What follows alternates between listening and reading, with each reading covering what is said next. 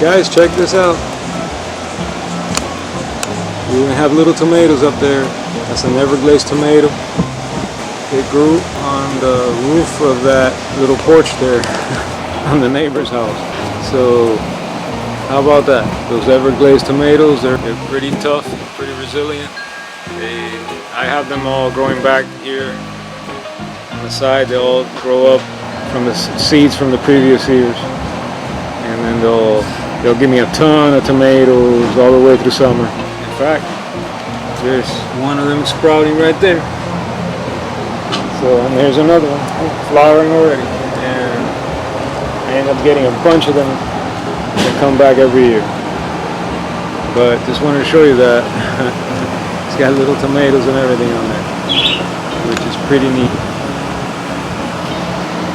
For South Florida, that's the way to go. The small ones tend to do better down here, and the Everglades tomatoes are great, very tasty too. So, and they give you a ton of little tomatoes. I mean, you get like a salad, a bowl of, like a little salad bowl every day. Okay guys, thanks for watching.